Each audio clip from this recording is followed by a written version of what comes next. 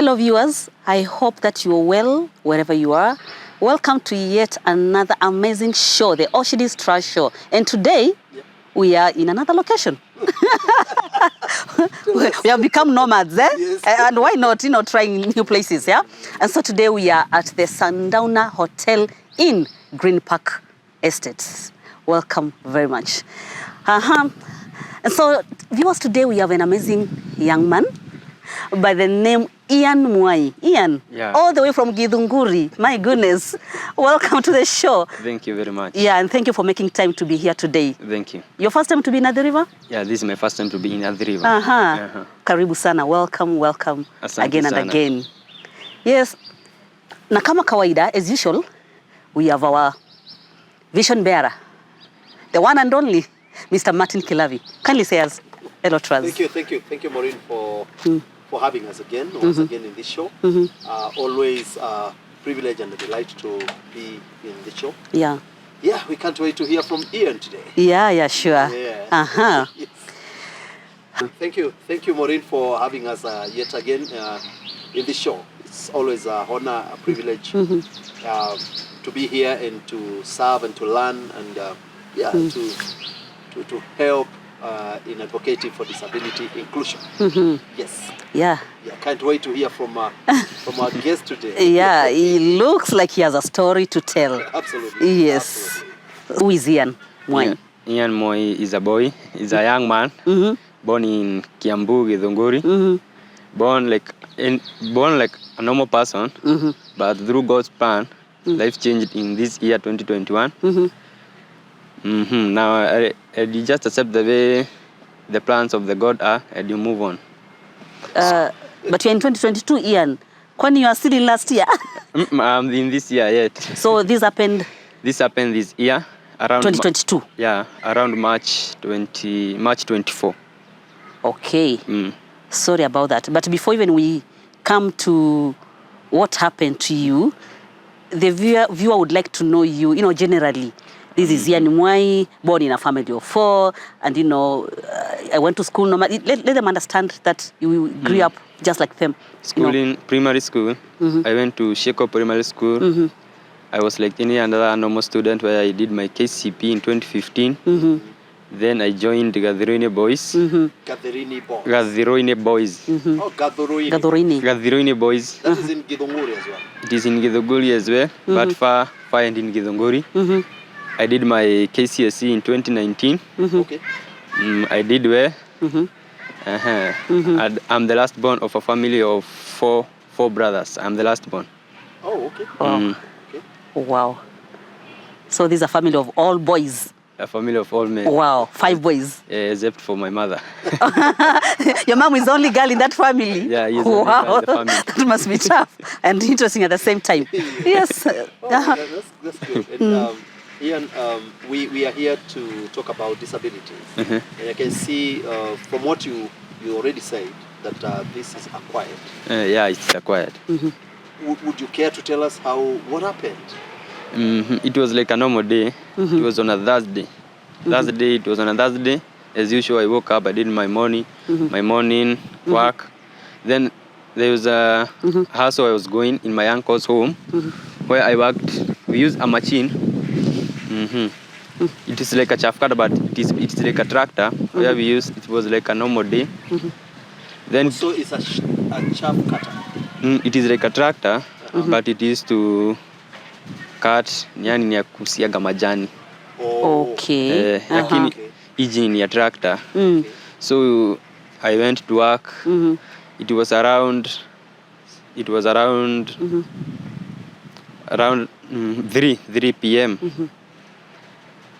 As I was going to close the work, my closing the day, as well as I was pushing the grass.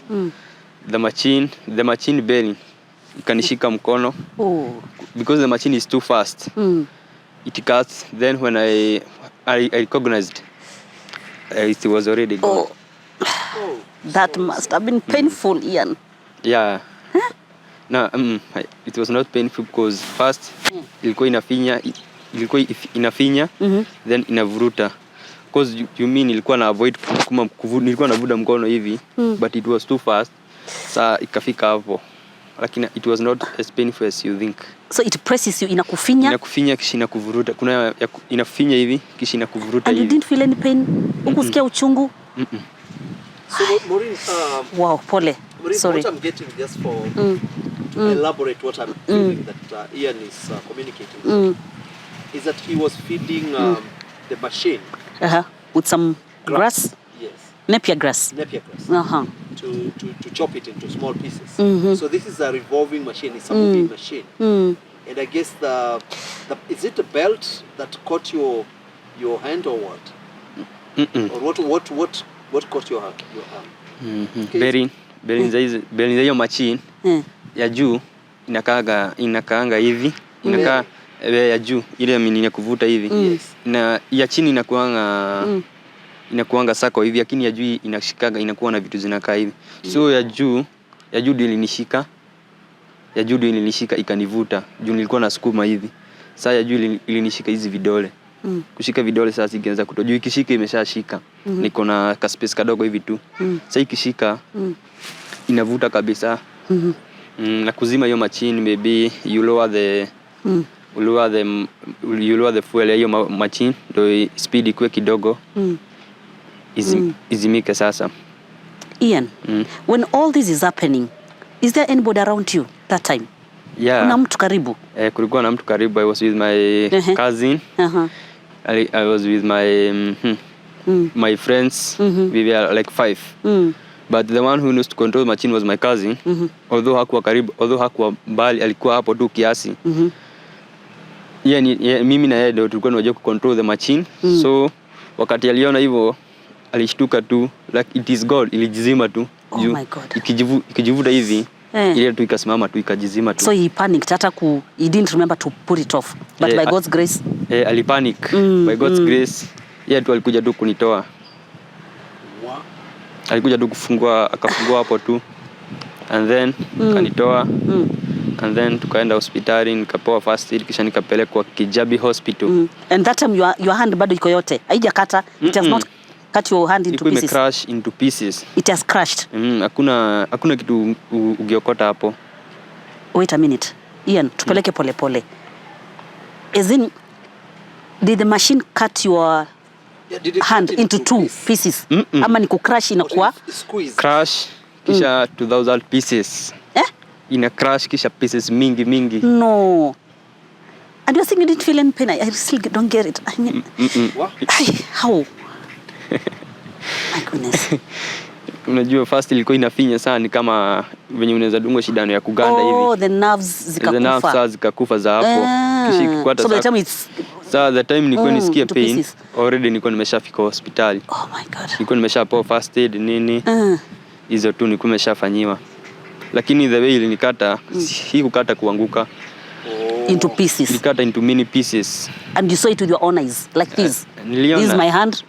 Niliona tu. Niliona tu ikikata ikienda. And then sikuna kitu ningefanya. So at that very minute, umeona mkono imecrashiwa, it has been crushed into pieces. What came into your mind? Or you also panicked? Sa hiyo, what is the first thought that hit your mind? Wakati nilishika hivyo nikikatwa, obvious, hakuna kitu kingine ningefanya. Nilijua mind, niliambia tu Mungu, nisaidie tu. Juu yenye imetendeka, I'm alive, hakuna kitu kingine ningefanya. Wow. Nikaanza kumwambia Mayan kuache kupanic, because yeye ni mtu wa sukari.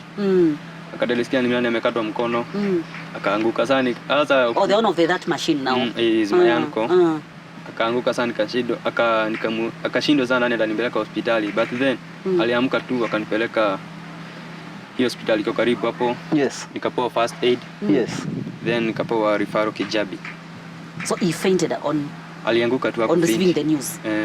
Hakuwa expect ni mimi. He thought nikupigana tunapigana.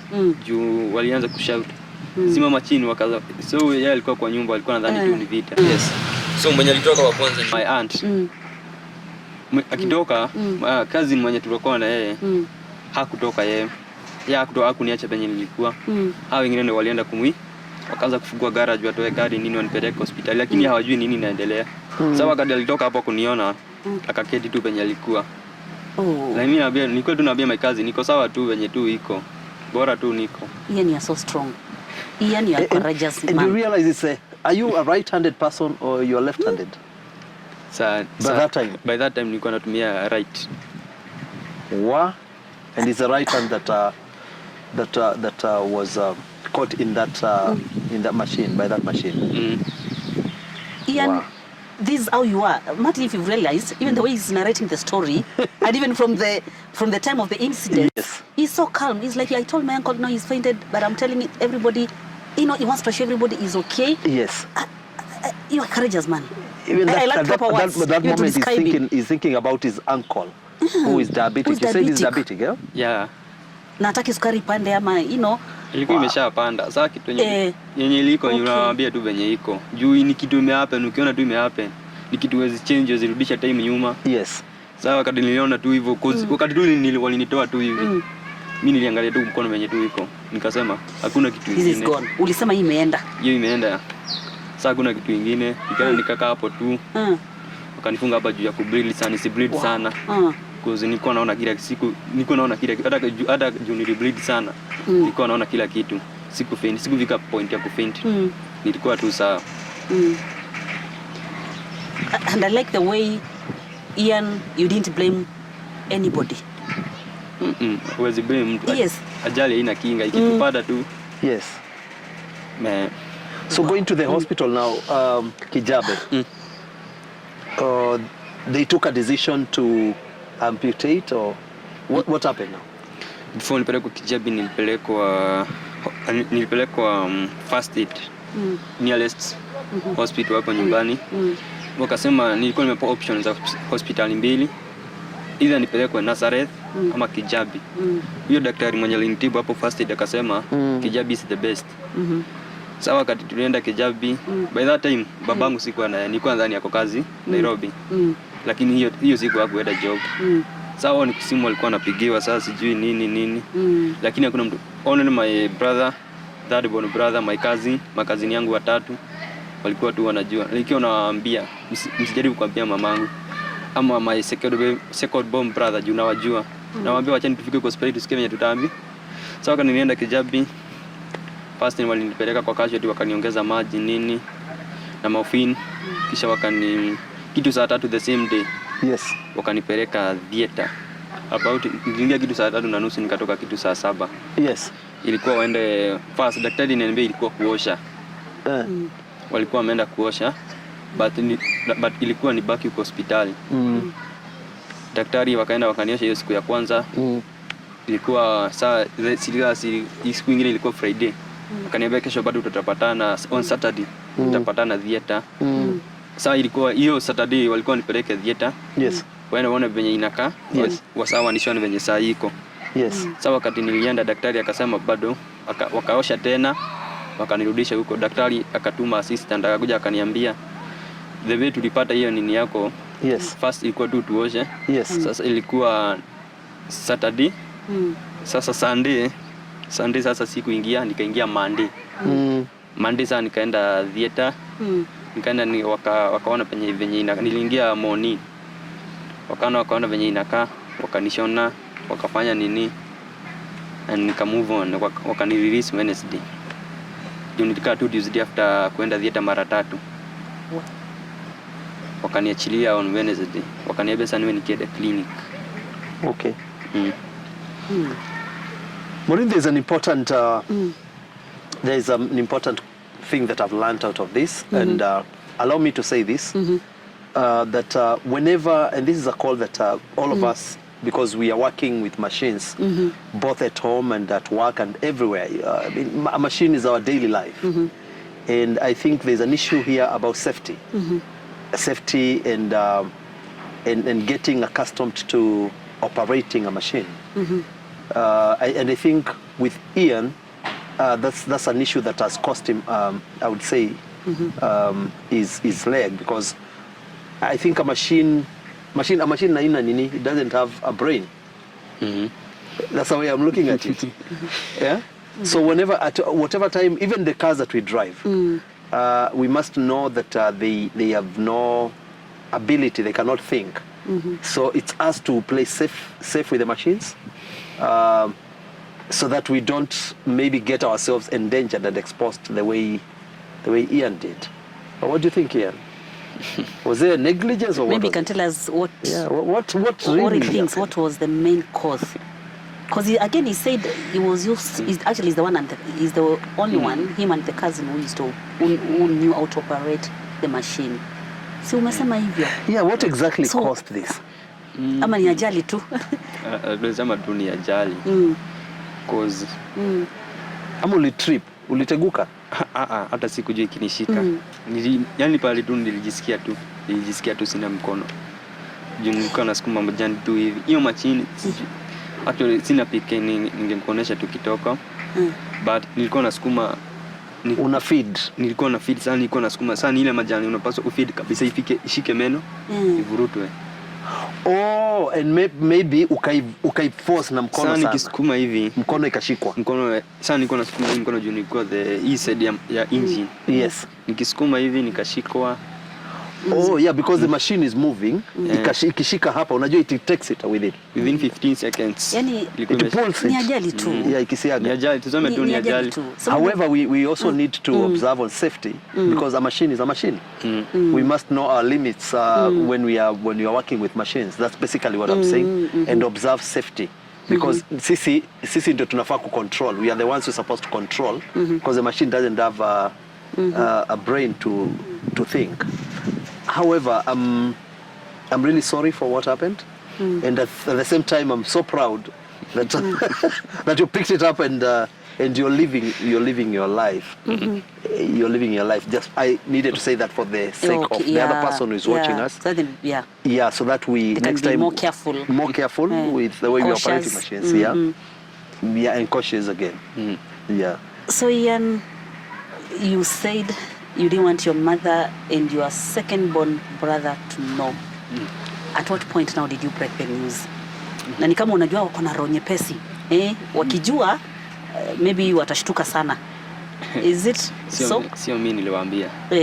Ilikuwa kwa homestead kwenye huwa tunaishi currently.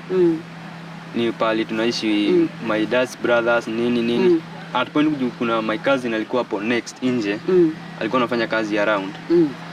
Wakati alisikia hiyo news imemfikia, yule aliingia akakuja penye nilikuwa, akaniona, akatoka sijui kwenye alienda. Yes. Alikuwa another cousin. Alikuwa cousin yangu mwingine, akamwambia.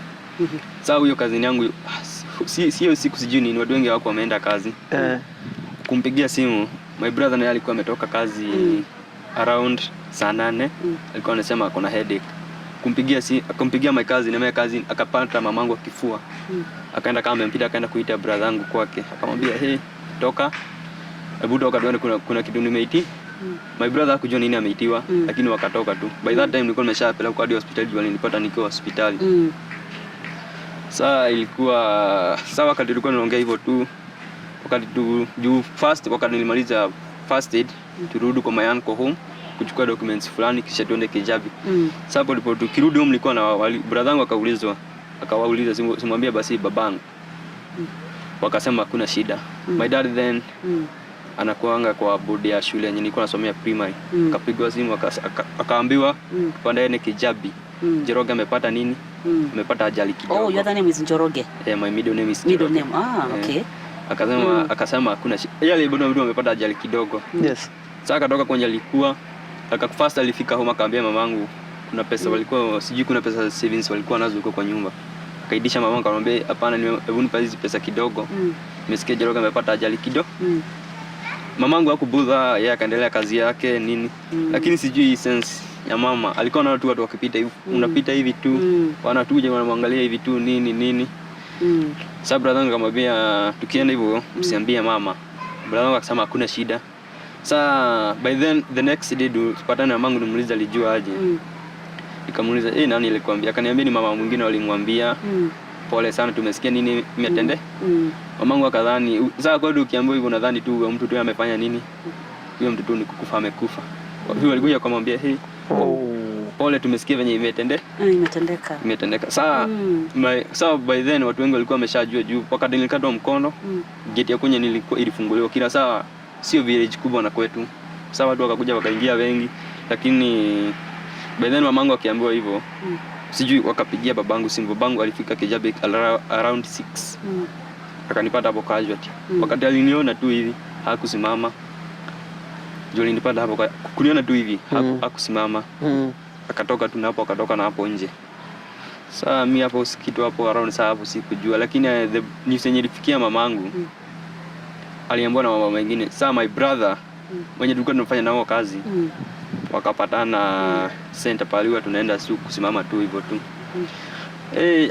Hakumuongelesha juu anajua nini inaendelea, juu alikuwa rafiki yangu sana. Hakumuongelesha, akamuuliza sababu brother yangu naona mtu wa wasiwasi, sijui nikaa yeye amejua lakini hajajua.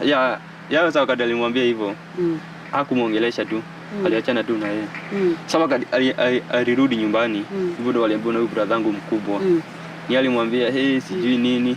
Sasa wakati hapo wakapigwa simu ikapigwa huko hospitali kwenye tulikuwa na kazini zangu na brother zangu. Nikamwambia waambie tu niko sawa, ilikuwa tu ajali, hakuna kitu kingine. Why I was asking that, although umeeleza in details, was to know how they took it. And actually, let's now go now to the disability world, because the program is about disability. Yes. Umepata ajali, the hand has been amputated. Yes. How did you take it from there? Pengine wewe na familia yako nao. Mom, the brothers, how mulichukulia hili jambo namna gani? Ilikuwa tu hali, lakini by faith ya God nilikuwa tu wakati nilikata mkono tu niwaambia tu waachie Mungu. Sasa niliwaambia tu iko sawa, hakuna kitu sasa tungefanya. Sasa nilikuwa nawaambia hope, bora tu niko uhai. Sawa, kisikia hivyo tu. Kuza next ni mamangu alikuja Friday kunipata hospitali. Alikuwa nadhani atapata msijui anakaaje. By then alinipata tu nikicheka huko hospitali. Yes. Cause the room nilikuwa the only strong guy. Sasa mimi nilikuwa tu nasimama hivyo tu nacheka. Nikiongea na simu tu nacheka na wao. Nawaambia tu niko sawa. Okay, Ian, hakuwa anajiuliza utamaisha itakuwaje bila mkono? Haiko kucross? Sasa challenges zao zinatukuja saa baadaye, sasa ukitoka. Lakini hapo sasa ningeshindwa. Sasa ni fact ya kitu ya kwanza, mtu ukipata accident kai lazima tu ukubali. Yes, life ita change huko, kuna mambo huwezi jifanyia. Yes. Sasa nilikubali tu. Sawa, ukikuja tu walikuwa wanapata tu nikicheka. Yes. Wananiuliza nini, nawaambia mimi ndio niko sawa. Najiuliza tu nitatoka lini hospitali by the. Ian, si watu wote wako na hiyo roho ya kukubali vitu. I don't know, I wish I do. A spirit like yours. Yani yeye anakubali tu, and he's loving, and even the way he's just ako sawa tu. And actually he's the one who's telling people, you know what, I am okay, at least I am alive. Kuna mtu anatutazama saa hii. That a strong spirit. Alipata ajali. Maybe lost a leg or a hand or vitu kadhalika, you know. Sijui unaweza waambia namna gani, because this program Ian ni kusaidia wengine. Wewe uko na hiyo nguvu, mwingine ana hiyo nguvu. Yani hiyo nguvu yako actually imenimove sana. It has really moved me. You have such a nice spirit, a fighting spirit. Lakini Ian pale nje, not everybody has that fighting spirit. What can you tell them? First naweza waambia in this life kubali tu, anything can happen. Hiyo ndio kitu ya kwanza nilisema, anything can happen. Next thing ni kubali matokeo venye tu itatokea. Yes. Wow. What if nijiuliza, what if hii mkono ikivuruta ningerusha hii nyingine, singekuwa na zote mbili. Sasa unaona, sasa ni accept the first thing, ni accept venye tu iko, venye tu hali iko. Juu first ukifika hospitali kitu ya kwanza unadhani ni wewe tu umekatwa tu mkono, by then unapata kuna mtu ana mikono mbili. Kuna mtu mgungu imekatiwa hapa, yani wewe amputation haizifanyiwa. Yani ndio unajipea nguvu tu, and then uta move on, uta adapt tu. Kitu yote ikikufanyikia ujue tu they still worse. They still worse. The worst did happen to you. Oh my goodness. Yani, do you know, Ian? Wow. I'm learning so much from you, and every time yani mnanitia nguvu. Angalia, look at his thinking. The worst would have happened. Yes. I would have thrown in the other hand to rescue this. Yes. Then I end up losing both hands. Yes. I mean, una watu na watu. I love your spirit, Ian. What? And with that kind of attitude, you're going very far. Yeah. Kabisa. Very strong personality, very strong. Sijui nitasemaje. Mwingine naye angesema na nilikuwa naenda kwa kufanya nini? Actually hiyo siku, you know, that blame game, and you know the moment you start blaming yourself, there's no place for healing. There's no healing. But the way he has accepted everything, that tend to flow. Yeah. Ian is not blaming anybody. Yeah. No, he's not blaming anybody. Actually, he's the one who is calming people down and telling them, you know what, I would be dead, but look at me, I'm alive. And I hope you're learning, guys. I hope you're learning something. Wow. Yani uko tu hivyo. Yani in your life umekuwa tu hivyo. Mtu ako na hiyo spirit ya kufight. You know, happy person. Yeah. Yes, nimekuwa tu hivyo because yes, surrounding is my cousin, but is my Canada cousin. Although tuko age mate na yeye. Yani yeye alikuwa tu ananipea inspiration na bado nilikuwa na mkono. Venye life tu iko. Sasa alikuwa ananiambia venye tu life iko. Nilikuwa naongea tu anything can happen. By then wakati alikuwa nimekatwa mkono. Sijui hakuna kitu aliweza kufanya by then. The next day alikuwa ameshakuja hospitali. Sasa pia hakuwa expect atanipata nikiwa nini. Because the more alikuwa anakuja tu alikuwa shida guy. Sasa huyu ni yeye tunakuja kwa bodu kuangalia. Because mimi mara mingi kwamba nilikuwa tu kwa kidana tu nilikuwa nimefurahia tu. Nakuja tu na watuliza nawaambia tu mambo iko sawa. I was so happy because niko alive. Oh my goodness. Okay. Nimeshawa na nguvu. I'm so inspired until I lack words. So Ian, all this has happened. Na mkono umekatwa, the hand has been amputated. Back to life. How has it affected you? How has it changed your life? Affection ni mingi bana. Yeah. First, mambo yenye nilikuwa naweza kujifanyia saa hii. Yes. Because mara mingi nilikuwa natumia my written kuandika kufanya nini. Yes. Ikifika kupeska kufua unaweza jifulia. Kila kitu unategemea. Oh. Yani unaweza kosa tu mse karibu na yeye. Yani kisha unaona kama unasumbua watu sana. Nifanyie. Na hiyo ni kile siku nimezoea. Yes. Hadi leo anashindwa kuambia mtu anifanyie kitu.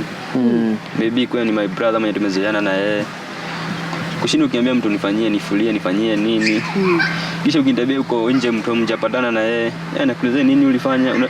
Unashinda kumexplainia venye ilifanyika. Anashinda yani akikufuatilia akikuuliza, sijui nini. Hadi unakasirika unaona kama kumtusi. Kisha unapoona mtu mwingine anaona yani anakuangalia tu hivi tu anaona kama nikawa huko mtu nomo kwa sababu venye tu unamexplainia mambo. Anaona kama mwingine nilimwambia ni rafiki yangu tulikuwa nasoma naye secondary school.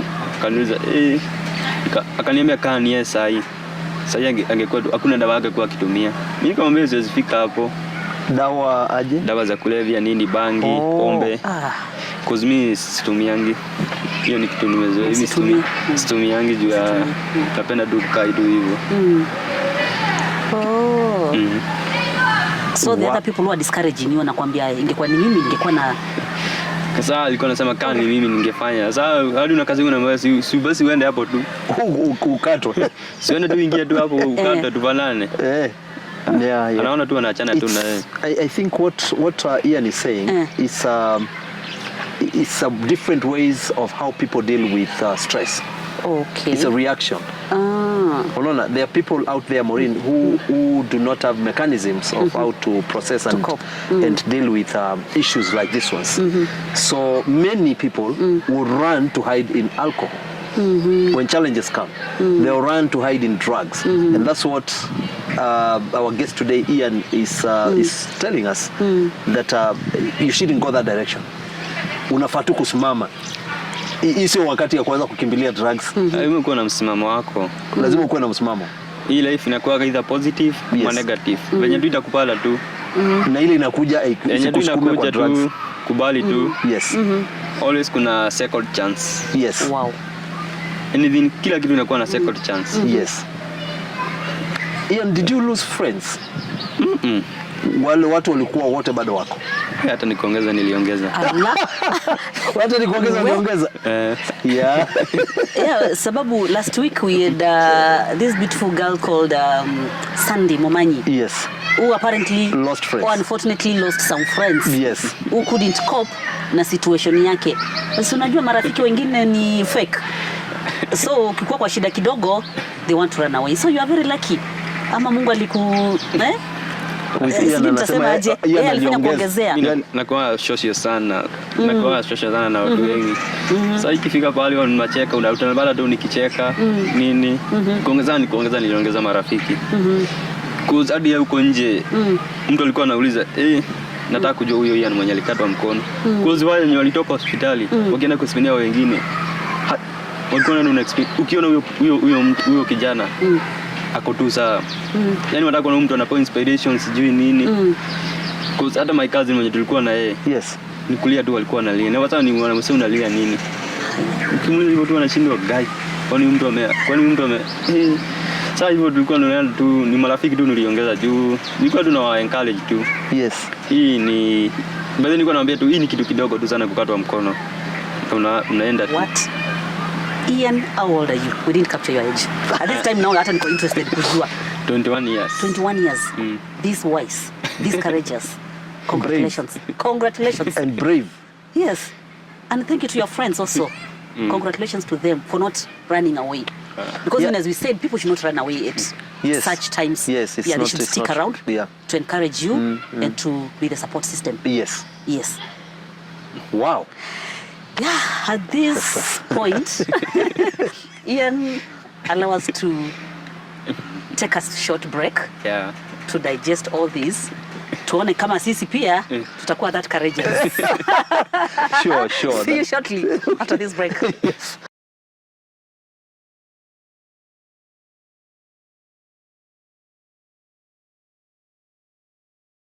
Viewers, welcome back to our show. And we were carried away by Ian's courage and the way he has taken everything positively. And what we are learning is that we should accept life the way it comes. And especially so when it's inevitable, when you cannot change a situation. Yes, and even for people who are out there, Martin, who are disabled or who are abled differently, this is not the time to blame themselves. Maybe they were involved in a road accident or, or they were just born with a disability. This is not the time to blame their parents for being born like that. This is not the time to, to blame God or to blame others for being the way you are. As Ian is saying, if you take it positively, it works for you. It will work for you. It becomes very easy to flow. Life becomes enjoyable. Look at Ian, laughing and he's so calm. So Maureen, there's a place of acceptance. Acceptance, yeah. I think that's what we are picking from strongly from this case. And attitude. Attitude comes over and over and over. Yes. The right attitude. The right attitude and acceptance. And life becomes a little bearable. Yeah, it becomes, Because if you start hating yourself, other people will not love you. Actually, love starts from deep inside. The moment you love yourself, you attract love. Yeah. Yes. And think about it. What you just said. The Bible says that you cannot give what you don't have. You cannot. Look at Ian. He's making these shows today look like it's simple, like it's not a big deal. Yes, it's a big deal. It's a just because of his attitude. It is not very easy to lose a hand, I'm telling you. But he is making everything look like, you know what? It's okay. It's manageable. Yes. And not even the atmosphere has changed. Yes. We are in a better place even with him. Yes. And the way, I was pitying him when I saw him and I was feeling like, oh my God. But now he has even given me that confidence. There is no war here. There's no war here, pity party. Yes, and I think others should also be encouraged. Absolutely. Ian. Yeah. Even with this right attitude that you have, even with your courage, I assume that there are some challenges that you may have faced. Changamoto. Na kwa kawaida si changamoto tu za watu walemavu. Hata kwa maisha si unajua changamoto ziko. Lakini sasa tueleze changamoto za kukataa kukuwa na mkono. What are some of the challenges that you have faced na unasema hizi ni because of this disability? Challenges ya kwanza unawaka kuandika na mkono ya left. It is very hard. Kwanza hiyo miaka 20 kuzi nilikuwa ni join shule.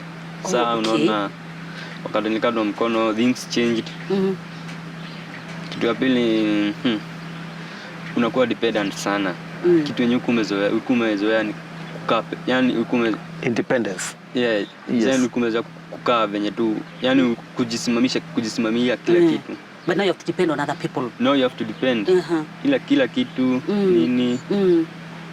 hali imefika some point mamangu ananiuliza kama nataka kuoshwa, nikamwambia hiyo siwezi. Atakufanya nini? Kuoshwa. Oh no, mother's love. Mothers, you take the day. Yeah. Anytime. Oh, that was so sweet. Nikamwambia hiyo siwezi. Kisha mtu mwingine kuona ukiwa disabled sijikaa kuna kitu naweza. Sasa mimi kitu by the thing I hate kwanza ni sawa kuambia. Yani ni huzuni, nachukia huzuni. Yani kulingana na huzuni nitapatana na kwa mazishi sympathy. Ndio sijui nini. Oye. Hii inaweza fanya tukosane na wewe. Allah, you want happy people are here. Nataka encourage mtu anakuwa kunaniambia sijui nini. You can do it, hakuna kitu. Hakuna kitu kubwa. Huwezi fanya. Hakuna kitu huwezi fanya. Yes. And that's the attitude we are talking about, Maureen. Yes. That's the attitude we are talking about. Because of course, hakuna kitu, there's nothing that he cannot accomplish.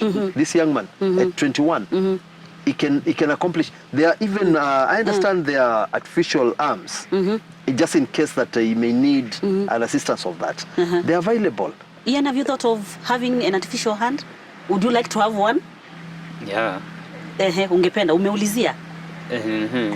Kuna rafiki nilikuwa nimeuliza, lakini huyo mwenye tulikuwa anasoma nurse, alikuwa sawa tukiongea tu aliniambia mamake alifanya amputation, alikuwa na diabetes. Sasa mtu wa diabetes sijui nini alifanya akakatwa mguu.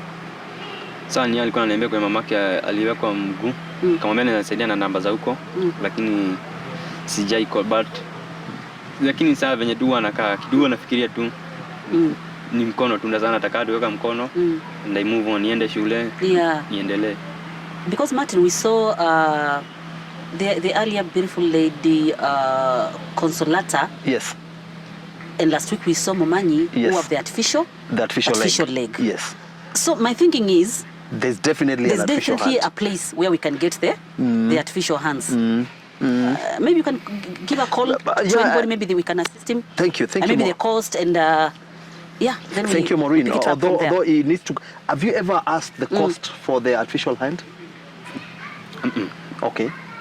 But I'll make a call, Maureen. Yes, and as usual, I'm always delighted to do that, and especially excited when I see young, determined youth like these ones, like this one here with us today. They only need to be enabled to be given an assistance and help. And so our viewers out there, let's not get tired of doing good. We've all listened to this young man, and he has determination inside him. He has the right attitude towards disability, even after he lost his hand. Now, I know good guys, you are there, and you've seen the case for yourselves. There is an artificial hand, we believe, here in this show, out there, and we can help this young man achieve much more in life. If we can only give ourselves, kama uko hapo nje and you know where you can get an artificial arm, please reach out to us. As usual, we'll put his number there. Our producer will put his number there, and you can reach out to him direct and see if we can make his life a little bearable and easy, because he's really determined. I'm sure at his age he would love to drive a car or something, right? Yeah. And so tumwezeshe tu kama tunaweza, ama shirika yote, any organization out there that does this kind of that can give this kind of a system device, then you're most welcome. You can touch base with him. We'll put his number down there. Yes. And actually, even anybody would like to give financial assistance. Yes. Even financial assistance. He's a young assistance. man. I mean, at 21. At 21. Maybe ndio maana aliogopa kwenda kuuliza price. Yes. Because he was like, maybe where do I get the money from? So if you're out there, you can reach out to him. Coordinate with him. Maybe tujue ni how much. And even for financial assistance, they can even chip in. They can chip in? Yeah. And Maureen, just to remember, when I remember the last show that we had, we were given a place like 1.5 million. Yes. So that would be the range, I guess, even for an artificial arm. Yes. Because they said you need a good joint that can move. Yeah, so a good one would range, I guess, that much. Yes. Yes. And this will be very much in order. Yes. Personally, I'm touched. Personally, I like the attitude. Very Personally, nice. I want to be part of his journey, getting him, the artificial arm. Yes. I mean, why kill such an attitude? Yes. Why kill such, what I want to say, morale and Yes. you know, the dreams that he has. Yes. Yeah. So with this kind of a thing, you Yes. want to be part of it. Yes. Because you want to give him a better, more bearable life. And we are trusting God. And on the same place, Maureen, allow me to also connect and ask our guest today. Are you registered with the National Council for Persons Living with Disability? Niko na hizo forms lakini bado sijajaza, lakini niko nazo.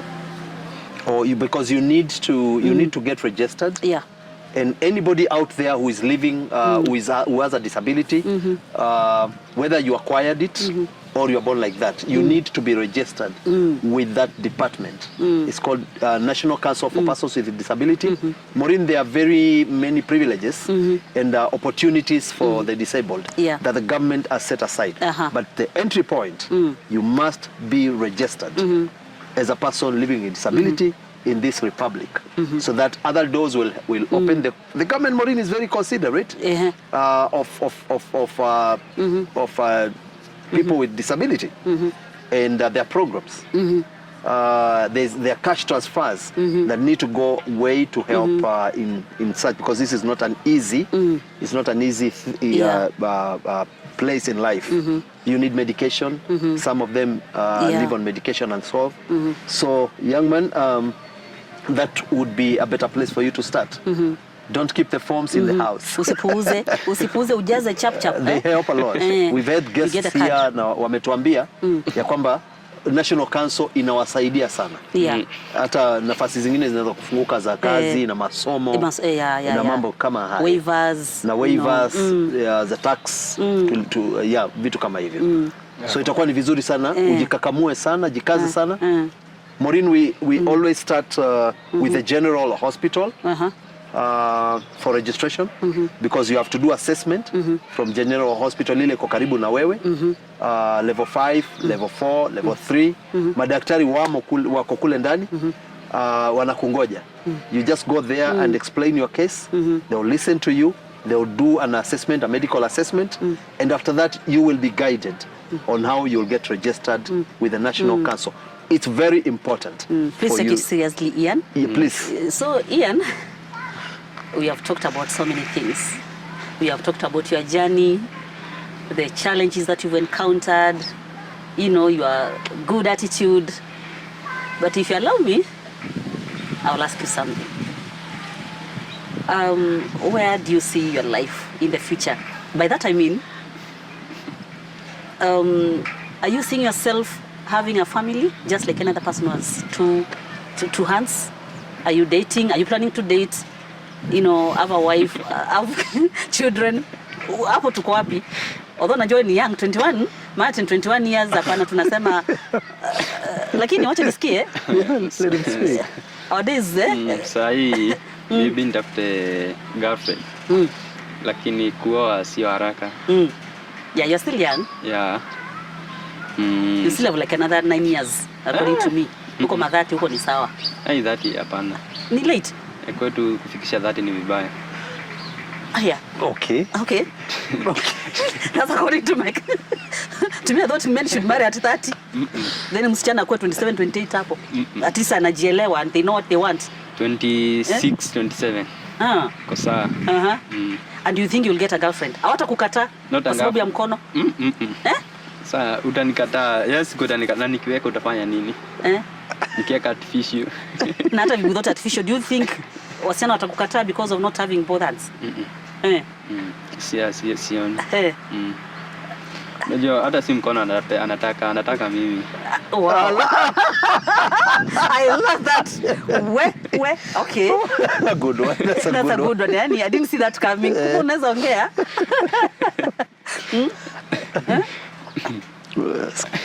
So that will not stop you from having a family. Very good attitude. That is a very good attitude. Yes. And wish you the very best. Wakati huo ukifika. Ukifika hiyo wakati. Hiyo wakati ikifika bado kuna time. Yes. 20 years bado kuna time. Yes. And I'm sure you'll get a nice lady who will be able to take care of you and love you for who you are. Okay. So dear viewers, and hey, I will continue calling you dears because that's what you are to this program and to us. We are coming to the end of this of today's show. I hope that you've heard Ian's inspirational story. And now, in a second, Martin, give us your parting shot. Oh, thank you, Maureen, for the privilege again, and we have learned a lot today. We are encouraged. Ian, our guest, has encouraged us a lot, and given us a right attitude that we should all strive to sail in, whether we are able differently or not. And it's always been a privilege to be here. Thank you so much. And like I always say, keep doing what you're doing. It is encouraging a lot of people. We are getting great feedbacks. People are getting positively motivated. And this is the way to go. Wow. Disability inclusion. Yes. Thank you so much. Thank you very much for your kind remarks. Ian, what do you have to say as we close this show today? Tupe psych.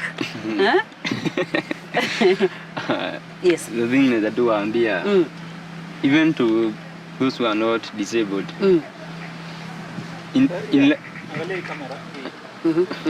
life, you must accept anything. Lazima ukubali kile kitu venye tu itakuja, positive, negative, because you never know venye tu kile kenye tu unafanya ku accept the way venye tu imekuja. Yes. And you will move on. By the way utapata you are happy. Yes. Una move on venye tu iko sawa. Yes.